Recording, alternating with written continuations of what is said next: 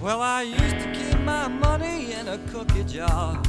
It was shaped like a cat, it was a present from my mother. I read a lot of books, but I couldn't see between the lines. I'll have another cup of... There we are, everybody. All right, who won the poll? Let's start with that. Did anybody have 11 minutes late? No.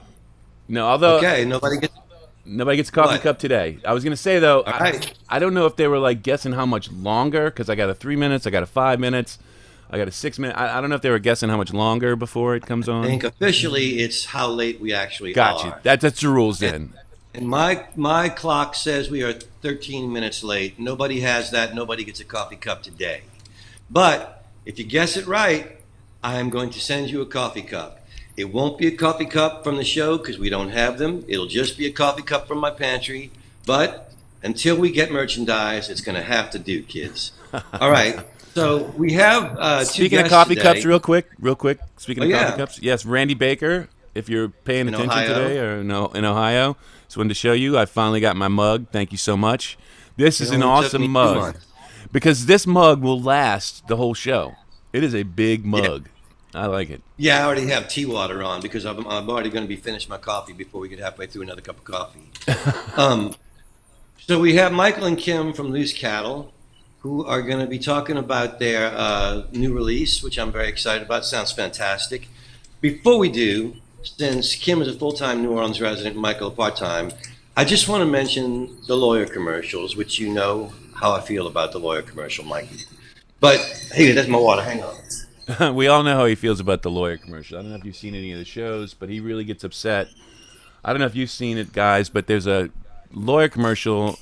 I mean, is it the lawyer? No, but this is a girl in a band that he gets so upset about. And apparently she has some pooping problems, and there's a medicine that solves her pooping problems, but when she's having the pooping problems... I love all the lawyer commercials here. Oh, You got I Michael got- Hingle. I know which one you're talking You got about. Michael Hingle, who's a huge fellow, and he inserts his head on a charging cavalry picture. He looks nothing like he belongs there, and then you see him, and clearly he would like crush the horse if he actually got on him. I like that one a lot. One of my favorites is Ed Womack, because he's going to put the Womack on him for you. And I picture him as a grade school kid giving a kid the noogies going, I put the Womack on you. And in high school, hitting his friends in the nuts going, I put the Womack on you. And now he's a lawyer, he's going to put the Womack on you. It's just, but my new favorite, I have to say, is Juan LaFonta, who in the lower right-hand corner has a short haircut and is respectable in a suit, but in the commercial has people dancing around him and sexually rubbing their fingers through his hair. And I got to say, he's got me. If I ever need a lawyer, I want a lawyer I can rub my fingers through his hair. So Juan LaFonta's commercial is the winner for me in this week's Weird Lawyer Commercial Contest. There was a lawyer who was a stunt woman whose commercials used to really she was top of my list, but now she's implicated in a murder thing, and I don't want to mention it because, kill me. I don't know if I saw him here or in Tennessee, but they had these weird, like, soap opera ones where, like, people would start, I think it was in Tennessee, but you'd see a scene, like, out of a soap opera, and then suddenly the lawyer thing would come on, and it was so confusing because it wasn't like they were like, hey, I have money now, and this, that, and the other. It was some dramatic scene, like, I've always... But I mean, how much more confusing can you get than have people in party clothes dancing around the lawyer and rubbing their fingers through his hair? That's confusing. Yeah, but that's still... You got to say, even that's more confusing than a soap opera. Okay, the soap before we opera get just started had nothing also, to do I with wanna say, anything. Michael Service is coming to us today from Asbury Park, where he is with family. Kim is coming to us from the Tremé, and I was telling Michael my Asbury Park journey, which, they both know I love Springsteen. And when I was like 23 or 24, I moved up to New Jersey with my old pal Fred LeBlanc so we could become stars in Teaneck, New Jersey. It never happened. But we did take a trip down to the Jersey Shore, past Freehold, past his house, to do the pilgrimage, and went down to the Stone Pony and saw a band that looked and sounded like Springsteen, but wasn't Springsteen.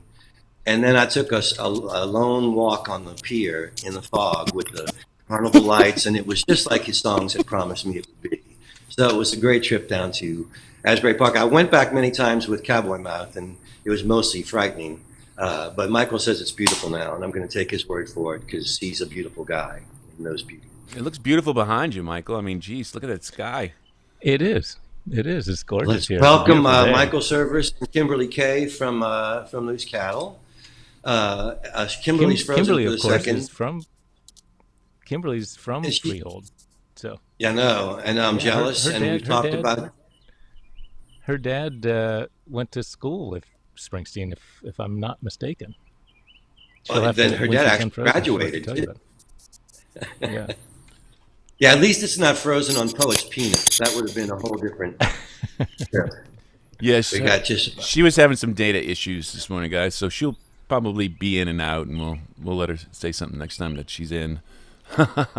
She has that lovely so. near the racetrack Wi-Fi. Gotcha. Yeah, well, yeah. So the new album's out, Yeah, it came out on Friday. and is it out on vinyl now? It is going to be out on vinyl as soon as NOLA New Orleans Record Press finishes making it. I'm It's- very we're excited. expecting it actually gonna- kind of any day. It should be out any day on vinyl. I need the word when it's yeah. in Louisiana Music Factory because I will purchase. Did you Yeah, guys record it I during would, during the pandemic? No, well, we started it before, like just before. We finished like the bulk of the tracking at Maroney Studios with Rick Nelson, and finished it like right before things started locking down, and then I did some finishing touches with our old friend Lorenzo Wolf up in New York at Restoration Sound, and Nice. and we had some tracks too to bring in from. We got John Papagro to do some keyboards and stuff on it. So we were kind of finishing up, and we planned to put it out at the beginning of a year ago, April, and that didn't happen. So in the meantime, we kind of continued to work on it and continued to sort of think about, when do you put out a new record? And everybody who had music ready to go sort of faced those problems. I mean, we had a slot at French Quarter Fest in 2020, and we were going to release the record around the time of that and on the back of that, and then there wasn't any reason to do that. And then after a while you start thinking, well, so there's no pressing reason to put it out at any particular time. When is it going to be the right time? So Where did you now's record the it? right time. Where did you record it? I mean, most of the guys are from New Orleans, right? Yeah. It was at Maroney Studios. Nice. Nelson's place down Yep. in the Mary. Yeah, that's lot of a good great stuff there. Great Yeah. place. Agreed. Yeah. Yeah. I went and looked at it, and the funny thing is I used to have a studio very near there on Franklin Avenue. It wasn't mine; it was the first one, Shroom Room, where we did loose parts. Remember, it was on Franklin Avenue over by Claiborne, which wasn't far from where the Maroney studios are. When I went over there, I was like, "My goodness, Yeah. this is really close to the Shroom Room." So you said you did some extra work with Lorenzo Wolf up in Brooklyn. Lorenzo's pretty Yeah. hot stuff these days. I'm surprised he's still even talking to you. I know he barely returns our calls anymore. But Does he make back you in call the him day when he Mr. was Wolf just a now? kid. You have to call him Mr. Wolf? Big Bad Wolf, I think, is his. Because favorite name. Jim McCormick, who I've known for 30 years, we're in a band together, and then just recently he got another in his string of number one singles, country singles, and then literally the next Wright Brothers meeting, Alex and I both had to call him Mr. McCormick. Off stage we can still call him Jim because he wants the public to think he's affable, but I mean on stage we can still call him Jim because he wants the public to think he's a down to earth guy. Off stage it's either Mr. McCormick or Sir. Yeah. So you can expect that from Lorenzo soon. Are you guys going to be Absolutely. touring behind this? Are you guys planning on going out and playing some dates? That's a good question. Well, we hope, when we can figure all that out, we're gonna. Gotcha. I'm coming down to New Orleans soon, like in a week or so, and we have one show as a trio set, right, Kim?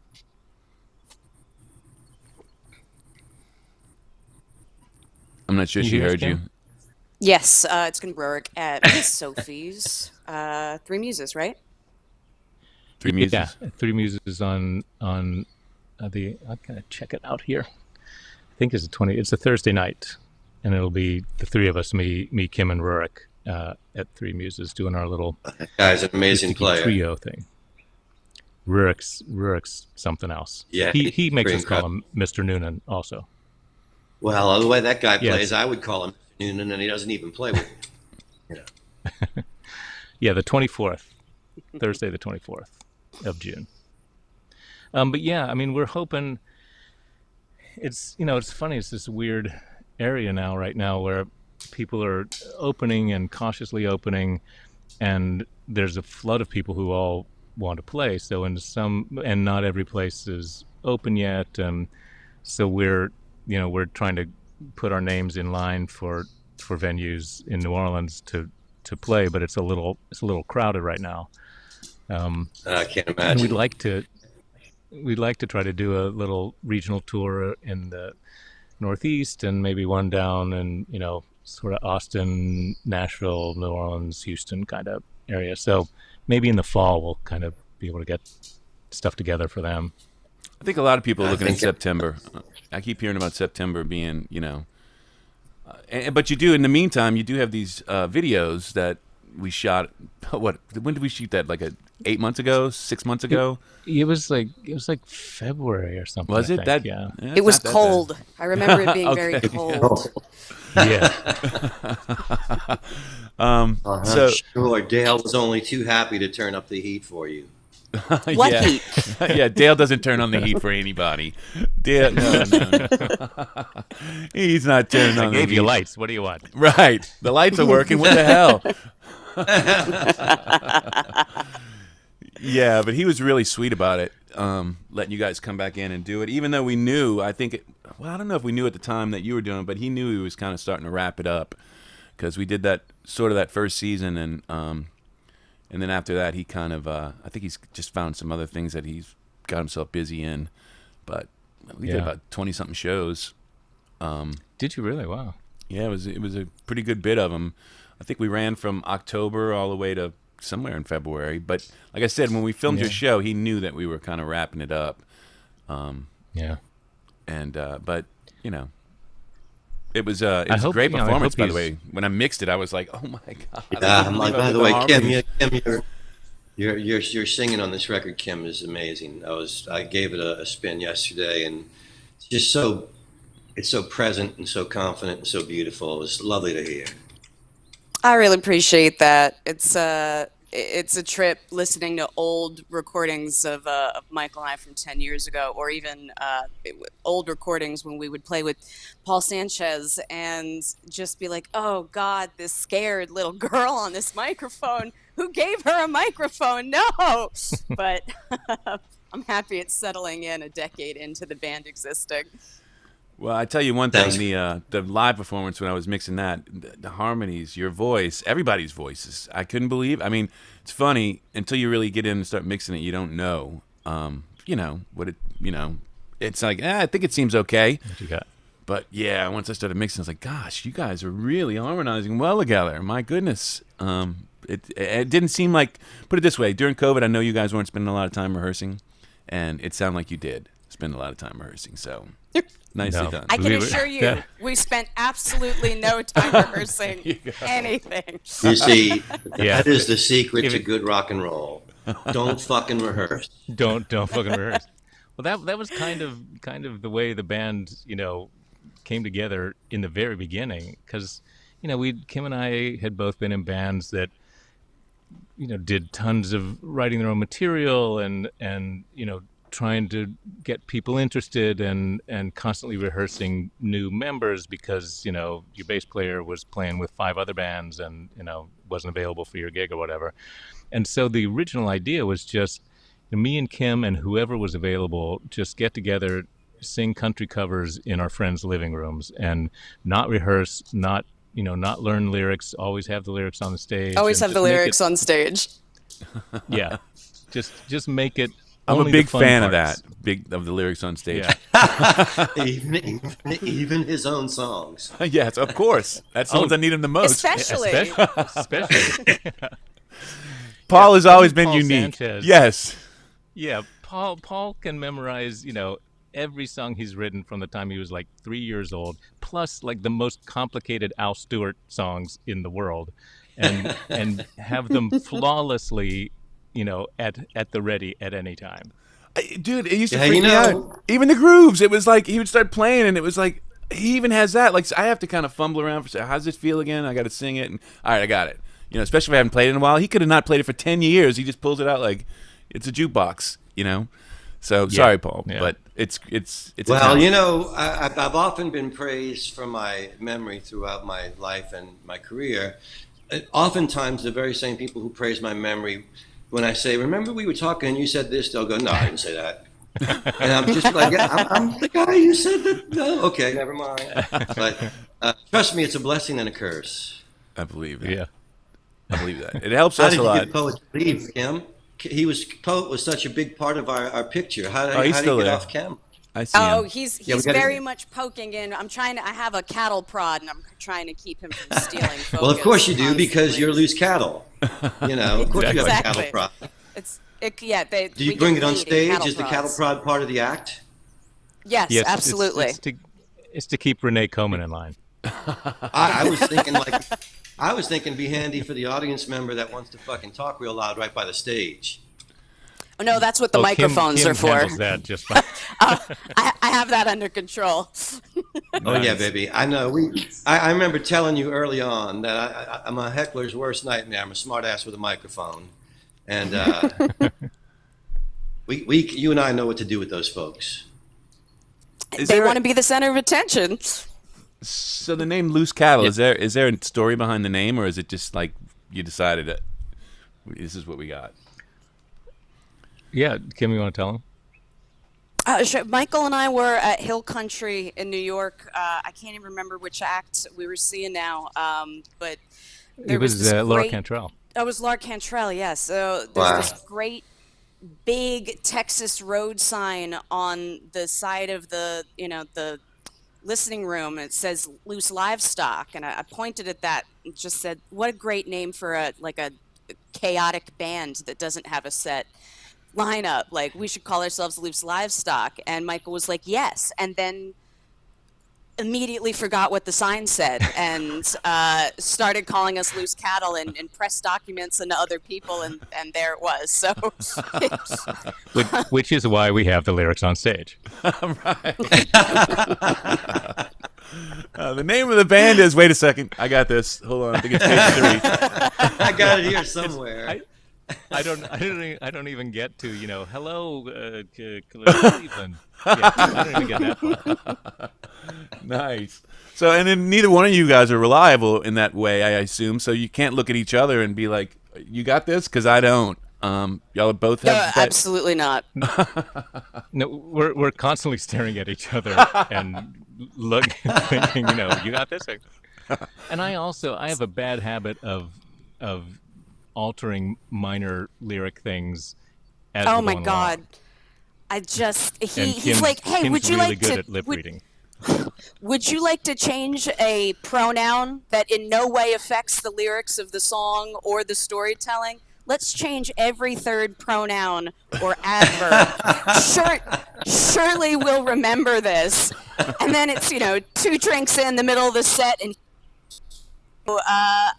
lip reading is part of the intimacy and the love of singing with Michael. I just stare directly into his mouth. And a good girlfriend of mine said, I love that all these years later, you guys still look at each other on stage with such love and such connection. I was like, "Girl, we're trying to remember the lyrics. I don't need you to know." I had a girlfriend who had issues with the way Kim looked at me on stage, and I had to explain like it is not about anything except trying to figure out what the hell I'm saying. It's true. Yeah, I saw John Boutte recently at Eddie TV's book signing, and we were talking about when we used to perform together. because he would literally, in the middle of the song, just look at me side-eyed, and I'd have to start feeding him the lyrics as he was singing them. Like a second before, I'd just be saying them. I wouldn't sing them. I'd just say them in his ear, and the audience could hear me saying them. It was part of the show. It was hilarious. And we were talking about it because he sang "Foot of Canal Street" at some show recently, and he totally went up on the lyrics. And he said he got as far as the second line, and then he just started scatting. Nice. Well, when you're trying to harmonize, the pronouns can matter, right? Because you're, yeah, right. I mean, Yeah. Yes. Yeah, they certainly can. I do a lot of like dual harmony things, and yeah. because me and Skeet sing together a lot too. It's the same thing. It's like, and he's usually having to stare at me because I'm the one who goes rogue, and he's just following along for dear life. Yeah, so Like he goes rogue, not on just the lyrics. He'll start a song in a totally different groove than they recorded it in. I've been amazed so many times at their shows. Like it's a song I love, and he'll start, and I'll go like, "That's not how this song goes," and the band just sort of jumps in and plays it like that for the night. That's how it's going tonight, man. they've learned to just follow me on these things, and They told me they told me it's easier to follow what you're playing than it is to remind you of how the song goes. that sounds right. But you were saying, Michael, I'm sorry. It's like Dylan. It's like, I think I know this song, but it never sounded like this. I'm not sure what even after it's over. Like I know, I actually have was had that feeling at Masters Dylan of War? concerts. I've listened to Dylan Yeah. before at concerts and gone, "Oh, he's playing like a Rolling Stone. That's great." Like I had no idea. Yeah, for the last 5 minutes, I wasn't sure. Yeah. That was Rolling Stone just now. That was different. That's funny because a friend of mine told me a Bob Dylan story. Brian was working. Brian Stoltz played guitar on the one that Daniel Lanois produced, and he was telling me the story about how before Dylan showed up one day, he had the whole band there, and Daniel just had an idea for the groove, just something that had hit him overnight, and so he's working with him overnight. He comes in with the band. He's like, got him doing all this stuff, and Bob walks in, and he goes, "What y'all doing?" And he tells him, we're working on this song. And Bob goes, "Well, that's not how it goes." He picks up a guitar and starts playing this other groove. The band joined along, and that was the take for the record. And actually, you can hear the band start up after him slowly in weird spots as everybody kind of joined in. Because I went and found the song, but he's like, it doesn't go like that. Daniel's crushed because he's like been working on this thing for, he had a dream about it, and he's like, this is going to be the. Oh my God, of course. So it's kind of funny. There was another time. Go ahead, sorry. Go ahead. Cowboy Mouth recorded at Daniel Lanois' studio, our second record, and we were getting ready to use the piano. Malcolm Byrne was the engineer at the time, and I said, "Hey, Malcolm, is this the piano they used on Bob Dylan's "Oh Mercy"? And he goes, "Yeah, that's it." And I said, "So on the song most of the time, I really love that song. Did they do the piano first and come back and do the vocal afterwards?" He goes, "What do you mean?" I said, "So they wouldn't get any bleed." And he went into a Dylan impersonation. He went, "If it don't bleed, it ain't music, man." Nice. It's true though. I mean, when we record, like we did most of this record live together in the studio. Mary's a great place for that because we put bass and drums in the big live room, and then Kim and I were together in one ISO booth, and Rurik was in another one by himself, and but we were playing everything live, and pretty much the takes that we have are pretty much live band takes, and when you have people like Renee Coleman and Doug Garrison and Rurik Noonan, I come in sometimes with an idea of what I think the groove is going to be, and so often it becomes something so much better and so much more interesting when those guys start messing around with it. And when Kim and I write too, if Renee and Doug just had a little more playing time together, they might have chemistry. Yeah. It's a real it's only shame. been like You would think, 40 years. How many albums has the Iguanas? I don't know, and years with Alex Chilton and like all kinds of. Oh yeah, I mean, I remember going to see Renee and Doug I mean, the Iguanas were literally, Joe Cabral is sick of me telling him how they were my favorite band to bring girls to when I was single. You know, and so that's a very long time ago, by the way. Nice. And it was also in Yeah. between Three Wives, so it's a brief window of time. But I was a huge fan. You know, Michael, you were talking about originally the band was going to have players coming in and out, and when you got guys like Doug and Renee that give you such a distinct groove, I imagine if you did have to bring in another drummer and a bass player, it changes so much that you just like, I don't even know if it's the same band. Playing the same songs, but it still changes the feel Yeah. so much when you have guys like that who are so, so defined with what they're Well, doing. It's part of why we really wanted to make this record too. I mean, we've done everything backwards in this band. You know, our first record was a live album, and then our second record was a holiday record, a Christmas album. And so now, like 10 years in, we're finally doing our debut record, and part of it was to record some of the songs that we've done for years but had never like done a studio version of. And part of it was too that we realized, I mean, when we started the band, it was mostly Kim and me and our friend Justin Smith, who's this great fiddle player in New York, and Lorenzo Wolf was playing bass, and our dear friend Eddie Zweibeck was playing drums, and that was the band for a long time. You know, people would come and go a little bit, but that was it. And as Kim's life moved sort of permanently down to New Orleans, and mine was there more frequently, it just was too difficult to get people free to be able to come down to New Orleans all the time. And because our gigs don't make, airline ticket money exactly. So, so we started, thinking we should try to find people down here. And once we, miraculously got Doug and Renee, foolishly to agree to play with us regularly, it became a different band. And it's now kind of like it's congealed into a real unit, and it is hard. Occasionally we'll have to try to find a sub for a given night, and we have a number of great players who we've been lucky enough to have sit in with us, but it still is not quite the same thing. I mean, those guys and this unit of When people. I have to say, Doug, when I first got back from having been in Cowboy Mouth and started my first few rolling roadshow gigs and playing around town, I called Doug for a gig because one of the drummers I was using couldn't make it. But when I did, like I was nervous. Like I'm calling Doug from the Iguanas, and I don't know. I feel like I'm not cool enough to be asking him to play with me. And he could not have been nicer, more humble, more professional. Such a groove guy. And I used him a few times, but I never did get over that feeling of I'm playing with Doug from the Iguanas. Nice. Totally.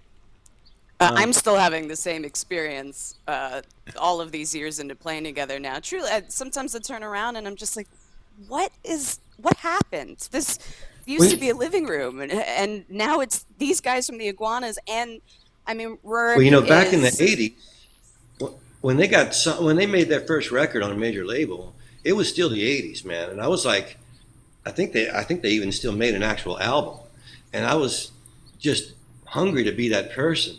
So when somebody in New Orleans, especially back then, it's more of a global world now, but back then, when somebody got signed to a major, you just went, Jesus, wow, I can't believe they did that. And their first record was it was killer. It was great. You couldn't stop singing the songs. So they were, to me, they were icons. They were the guys that I wanted to be like. And that little part of you that's a fan that makes you want to do it in the first place never forgets those people. And they sort of stay in that place for you. Yeah. Well, it's still, when Kim and I go see them, go see the Iguanas play, I still have that feeling. It's like, oh my God, those are our bandmates, but they're in this like real band. I'm picturing you guys circulating the room, at the Maple Leaf, going, that's my band up there. That's those. Buy me a drink. Would you like to buy me a drink? Because that's my band on stage. That's my bass player. I was out of town when you guys, when you first started coming to town, Michael, and so I didn't get to see. I mean, how did you and Paul start doing your thing? I mean, I have no idea. I just know that all of a sudden there was this guy, Michael Service, around, and I was like, okay, so who's he? And I had to be told. This is one of my. Well, it's funny you should say that, Mikey, because I don't sound like such a boob in this fucking story when you say that. Because I was playing at the DBA, and this woman I was seeing at the time told me that she was working on this movie, and Michael Service was in it, and he was an actor from New York, and mentioned something about him being a singer too. And I was just like, you know me, I'm like, tell him to come out if he's a singer. If he wants to sing and he's working in town, tell him to come out.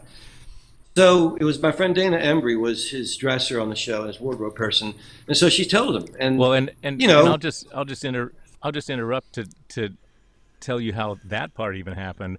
When I first got to town, I was working on this movie, Cirque du Freak, and I was, every minute that I wasn't on set, I was out running around town hearing music, and I was doing it in that way that people who are just new to town do it, where they're like, I got to see like 6 acts tonight, and I've got to like cram it all in, and I'm going to show up at the time that it actually says they're going to go on. oh, bad idea. They're going to go on then, and I'm gonna think that they're going to finish when they say they are, and so I don't know if I can see this other act. And it's like, no, you just go, and you'll probably see something anywhere. The Big Easy, So baby. I had, yeah.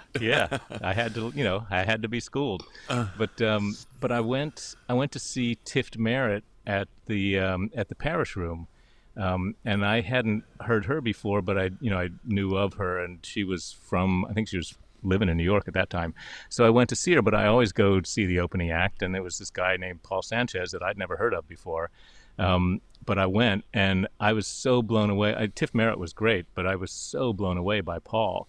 And so I came back to work the next day, and I said, I just saw this great, I think he's a local singer, guy named Paul Sanchez. Dana said, oh, yeah, Paul, I know him. And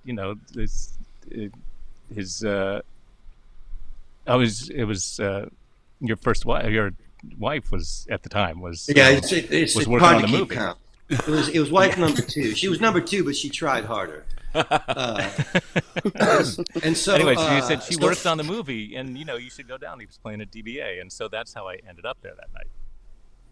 And so there he is, and I see this guy who doesn't fit in because he's nicely dressed. He's not wearing nice clothes, but he's not wearing New Orleans shit. He's not in torn jeans or anything. He's in a really cool looking little army jacket. He's got a little cap on his head and nice pair of jeans. And I said, are you Dana's friend Michael, the actor from New York? And he goes, yeah. Now, that's all I knew about him, right? So I say, do you want to sing? And he goes, oh, I don't usually just, get up and sing at somebody's show. And I said, well, it's New Orleans. You got to be loose, man. Do you write? And he goes, well, actually, I do. I said, well, why don't you get up and play something that's yours? And he was like, okay, I guess. And he gets on stage and he turns to Shamar and he goes, I have to be honest, I don't even know what key the song's in. And Shamar just went, you play, baby, I'll blow. And so he played, and Shamar blew, and Michael, right there from the start, fit in. So I started asking him to come out and sing, and every time I would introduce him as this young singer from New York, a young actor from New York who likes to sing. And then about 6 months in, my friend Dickie Wentz writes to me from New York. He's a director up there, and he says, Paul, you're an idiot. 20 years after I met you, you're still an idiot. Look up. It's called Google. Look him up. So then I look him up, and he's a Tony Award-winning actor. He's been in films. He's been in television. So I see him, and I say, hey, man, I've been introducing you for 6 months as this young actor from New York who likes to sing. Why don't you tell me who you were? And he went, well, for starters, you were calling me young, and I'm your age. I didn't want to stop that. And all this time, Kim and I were dating at the time, and so she's back in New York hearing all my great stories about how wonderful New Orleans is, and just, being increasingly impatient that she wasn't down there and part of the scene. So okay. You can say resentful. I was resentful. Okay, she was fucking pissed off. I remember it. Started. Well, so when did you finally start coming down here?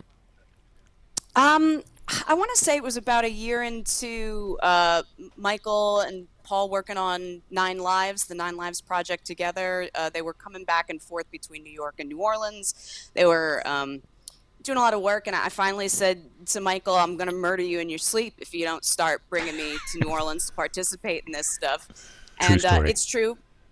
Michael does like to go and see 15 or 16 gigs in a single day. And so after about 3 months, I said, I'm gonna murder you in your sleep if you don't leave me at home. But yeah, I met Paul through Michael, and Paul turned to me one day and said, "How come you and Michael don't sing together?" And we didn't have a good answer. So we started doing it. Nice. Well, That's good. I remember when you first came down, you liked to sing, but it was a scary thing for you, and it was a sort of an intimate feeling thing. It was something you only wanted to do for select few, and y'all sounded Yes, so good together. I remember thinking like, oh, y'all must have a band, and y'all don't. Oh, why don't you? Type of thing, because y'all sound great. it was terrifying. So I came up in, music and musical theater, and I went to school for it. And when you go to school for things, you pay a lot of money for them to make you good. They usually just charge about 100 grand to break your spirit, which is exactly what happened to me.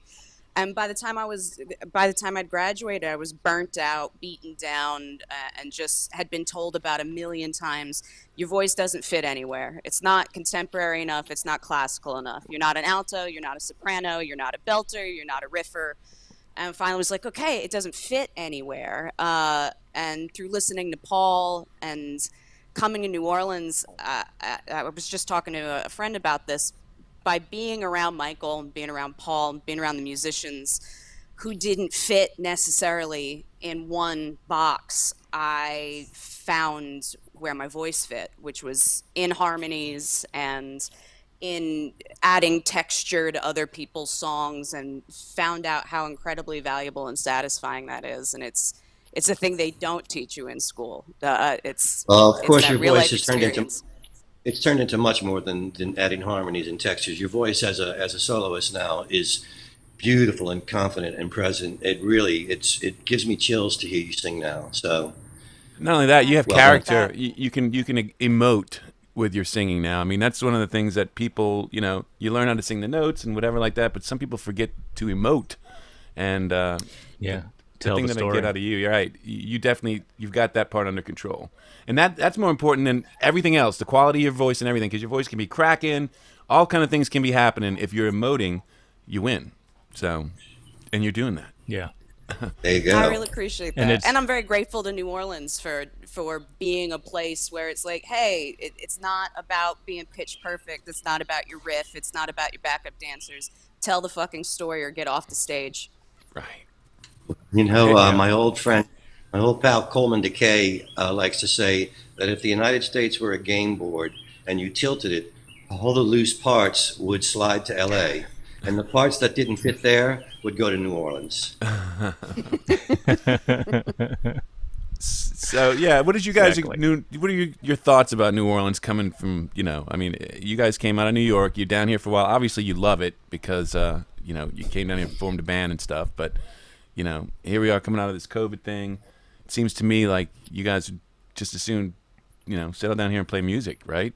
Forget the rest of the world, right? Yeah, yeah. I've Kim has done that, and she's built an amazing, as people do in New Orleans. Like, very few people have one job in New Orleans. Like, most everybody we know anyway has like 5 or 6 things they're doing to make the rent and to just keep themselves busy and stuff. And Kim's been doing amazing stuff with she can explain it better than I can, with Hot as Hell Presents, a touring company, and their amazing podcast that everybody should be listening to, and then her functional medicine practice too, which is a long story how she got there, but she's been doing great, really valuable work in the community, because she, and it comes from who she is, but also from being introduced to the city through somebody like Paul. From the beginning, she recognized the value and the importance of community and people. New Orleans, more than I think maybe any place I've ever lived, understands on a cellular level how important your neighbors are and how important your community is, and how important it is that you find a way to contribute to that. I mean, I learned it right away when I came down. I read Chris Rose's book, One Dead and Attic, was like the book that I read when I got to town. And that explained a whole lot about how to be a New Orleanian to me. And then, the people I met through Paul and Dana, who are the kinds of people like through them, you will meet everybody you need to know kind of people. so I had a real understanding that like so many people come to New Orleans for what they can get from it and take with them and, give them credibility, and then they piss off wherever they, came from or wherever their next stop is. And my desire from the beginning was, what do I have to contribute, first of all? And even before that, what is there here already? And how can I appreciate that and support that and contribute to that with whatever I have? So when Kim came down, she's gone at it full force and has really made herself a true New Orleanian, I'd say. I would love to hear your story, Kim. Say, yeah, tell us a little bit about. Yeah, because so many of my friends have been helped by the work that Kim does. So yeah, please tell. Oh my God. Well, I mean, the short version is when I moved to New Orleans, within a couple of months of moving here permanently, I went into multiple organ failure. I was 33 years old. And it turned out I have a rare genetic disorder that had been misdiagnosed and mismanaged for a while. And it just happened to come to a head while I was here, and I had just moved and I had no money and I was in organ failure and everything was the worst. And New Orleans did that thing that you read about it doing, where I needed about, all told, about $100,000 worth of medical care, and Michael and Paul and a couple hundred other people in town found a way to organize that money and get me to Cleveland Clinic, where I was able to get treated, get diagnosed, and then get shipped back here. And, when you almost die and all these people help you out, if you haven't already had a sense of my job is to find holes that need filling and then put the things in the hole that should go in that spot, you sure will after you've been like, oh, I'm going to die. So when I got back to town as a patient, I was like, if I ever get well enough to work again, I'm going to find those holes and I'm going to fill them. And I already knew that we had a real problem with access to good medical care and access to thoughtful medical care down here, where, Louisiana is still about 15 years behind a few of the major other cities in up-to-date treatment protocols, new medications, better treatment options that don't lean on medicine that has a lot of side effects. And I was like, I'm going back to school. I'm going to go get certified in nutrition science and functional medicine and lifestyle modifications that help people, whether they have cancer, autoimmune disease, or, diabetes, or just a weird genetic disorder like I have. And I opened up a donation basis practice. So people pay a flat fee to have their intake appointment so I can spend adequate time on their case. But after that, if they're a client of mine, it's pay what you can. And that's a way that, people in the music community, people who are gig workers or wage slaves can have access to the sort of care that I only had access to once a bunch of other people put together the money for me to have it. And so that's sort of the work that I do most when I'm not making music with the band, is helping people fix their bodies and finding the places where our medical system here might have missed something that they should have seen, and helping connect people with doctors outside of Louisiana who are like, oh, this is my area of expertise. Let me guide your doctor on how to do it, or let me tell your physical therapist how we do this now. So that's kind of the medicine end. And then the other side was all of the racial stuff and social stuff that kind of exploded. I moved here in 2016, and then the world changed radically after that.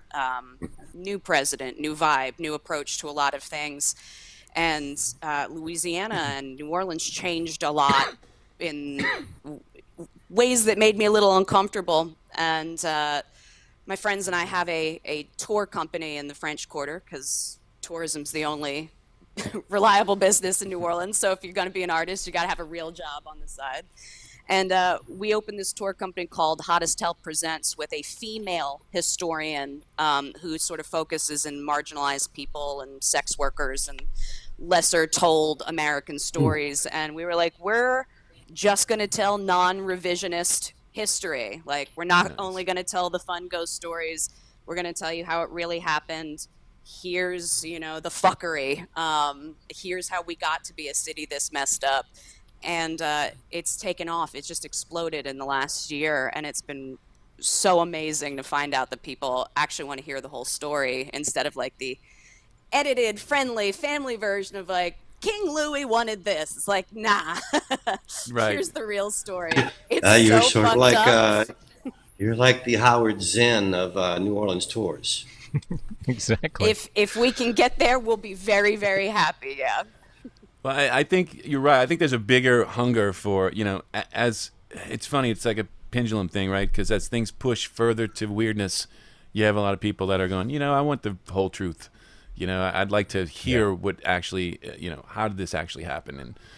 And the fact that they're, rewriting textbooks and other things like crazy things like that, services like that are going to become more and more valuable. So, Well, and they're. Go ahead. Sorry. I was just going to say, and they're expanding beyond that to sort of provide that worldwide with the podcasts and stuff, and they make it all incredibly entertaining too, which is the best. What's the name of the podcast? Catch more flies with honey. Name of the podcast is Hottest Hell Presents. Tagline is Stories from History's : which should sort of give you an idea of we're diving literally Where into you're the at. bowels of history and being like, did you know that people are shit? Here's an example of how people are shit, but in a hilarious, and everyone's asking, why is the world so fucked up? Why is New Orleans the way it is? How come my pothole isn't filled? Why is my Wi-Fi crap? And we're like, actually, here's 400 years of information on how we got here today. Let's laugh about it. Otherwise, it's just suicidally depressing. Oh, you got Shmoo. Yeah, she's saying she's taking a tour when she comes back to town. Yay! There you go. Let's see what else she said. She loves the stuff you missed in history class, and it sounds like that. So yes, Funny thing is history had a profound effect on me, changing many of my attitudes about lots of things like religion and everything else. And I figured that stuff out when I was like, they sent me to Ben Franklin, which around here is like a really smart school. And for my mom, it was bad because suddenly I had all these ideas that she wasn't comfortable with anymore, and probably still isn't comfortable with. But that's what you get for educating people. I just wish we did it to more people. Yeah, That's what you get for educating people. You're going to have to tolerate shit you don't like. That's right. You're gonna have to deal with people who have their own minds to make up. It's crazy. I think some people figure that out, and that's why education funding has been so low for so long. Accurate. Well, If I can get a link, Chicago Lou just said, as you see there, add a link to the tour. I can add it to the description after this thing plays. So send me a link. I'll add the podcast link to the description so that people can come find the podcast after the thing. fact. Awesome. So you guys just check back later on today. At some point, I'll update the description and put her link in there, and you'll be able to find the link. And we have reached we've reached our appointed time here, Mikey. Yes, we have. So, yeah, Let's look talk at about that. this It's song a so- little bit. Yeah, what song Well, we're listening this- to, y'all? He's old We're and listening she's to the high. song you wrote for us. Yes. Oh, So let's talk about that, right? This is a great example of what we were talking about earlier with changing pronouns and stuff. Because Paul wrote this song for Kim and I, and he can explain just why and how. Well, at the But, time they were a couple, and he was older, and she was high, and that's how she and I got to be She was friends. higher. And I wrote the song. I heard the song on this version of the record, and I was so confused because y'all were singing. If either of us Well, runs it's- for elected to office. It's the same. It's the same dodge you played with me all those years ago. You just don't be called old. The bottom line, yeah. Kim had no problem with being called high. I had a problem with being That's funny. so of course Yeah, I changed all that's the one of the I changed all the reasons Kim and I are pronouns, and now friends. every time, what's that? I said again. That's one of the reasons Kim and I are friends. Because she doesn't mind being Hey, high. baby. No. But now I've changed the pronouns, so every time we sing it, we sang it the original way for years, and we've only been singing it this way like twice, I think, in public.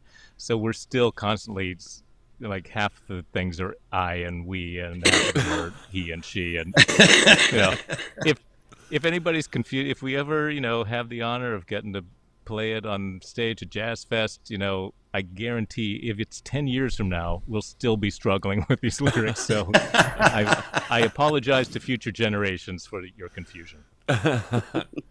Nice. So, Paul, was there anything when you wrote the song? Was there anything that you just said, "Hey, let me just write is one of your deals where you wrote a 5-minute song and said, "Here, Michael"? Or did you have it written? Of course, it didn't take me long to write. It was, it was a fun, silly song, and I knew them both well enough that everything, you know me, Mike. I write songs in less than a half hour, or else I get bored. This is one of the songs that I actually enjoy Kim's personality on, because she definitely plays it up. You'd think that she's in a casino when she's singing it, and she's walking around the casino, because she totally sells that. It's great. And now we have our video. And now, just since you did that, I'm gonna close with a casino story before we go into the song that is appropriate for Loose Cattle brand. Years ago, Cowboy Mouth was coming home from touring, and we were in Mississippi in the Gulf Coast at like 4 a.m. And our tour manager at the time was Tim Cohen, and he comes up to me cracking up because two rather large-sized women were at the cash register before him, and she says, one turns to the other one and says, "I'm gonna get me a corn dog," and the other one looks at her and goes, "You can get you a corn dog. You can get you 2 corn dogs if you don't. I got me $10. I'm going to the Magic." There you go, going to the Magic. So, going to the Magic. Well, you go. My theory is, I keep telling Allison, I'm going to go to the casino soon, because if I go in there with 1,000, I'm coming out with 10,000, no doubt. That's Just- of course. You You don't even have to gamble. drop it. You don't even have to gamble, right? Well, I would say that gambling's right up there with guns for me. I love them both equally, I would say. Well, thank you guys for coming. We loved having you. We hope we'll have you again sometime. I mean, everybody on here is going, "Oh my God, you got to have them back." And it's like, yeah, these guys have lives. You know what it is? It's Anytime. the people who set their mugs in front of us are so done with Mike and I and our little Seinfeld show of nothing. Right. There was substance today. There was like, "Hey, we talked about shit. This is awesome." We love this show. So you can tell what our normal shows are like when they're like, "Oh my God, this is almost like a real show." It could be like this. Wow, I didn't even know. So anyway, thanks again, you guys. It was great seeing you. I hope everybody's doing great, and we'll put the links. So send me the links, and to the Loose Cattle, anything that for the Loose Cattle, I'll throw all that stuff in there, where to find the records and all that stuff. And we're pushing vinyl on this channel, so definitely let us know when the vinyl comes out. There'll be vinyl hopefully in a matter of weeks. Yeah. There you go. Look at that, Kim. You're somebody's hero. We'll all see. Oh no! I can't see. They should rethink that. Oh man, when I was in Cowboy Mouth, I can't tell you how many times parents would bring their children up to me and go, "He just wanted to meet you. You're his role model." And I would look at the parents and go, "I am no one's role model. Trust me." Right. Keep me out of it. I have nothing to do with it. My other favorite was like, they would bring up their children and go, "Would you hold my baby?" I'd be like, "Have you seen my guitar? I love that thing more than anything else. Dented and bang." That is true. Yeah, you know what I mean. And what's funny is that Paul's got every guitar winds up like that, right? I saw him with a different guitar, and all of a sudden, a month and a half later, it's like, what do you do with these things? You The play best cards? thing that can happen to a guitar, as soon as you buy it, is to drop the fuck out of it and put a good dent in it. Because then you never worry about that shit again. So that's what it is. But there's children all over the country now with "This Machine Kills Fascists" tattooed on their faces because of you. And they, so Well, I'll send that right back to Woody Guthrie and Pete Seeger. Thanks. Yes, that's true. That's true. All right, guys, we'll see you next time, and thank you so much for being here. And let's listen to some. If we could all, just before we sign off with this Loose Cattle song, if we could all just 1, 2, 3 move. 1, 2, 3. Moo. Nice.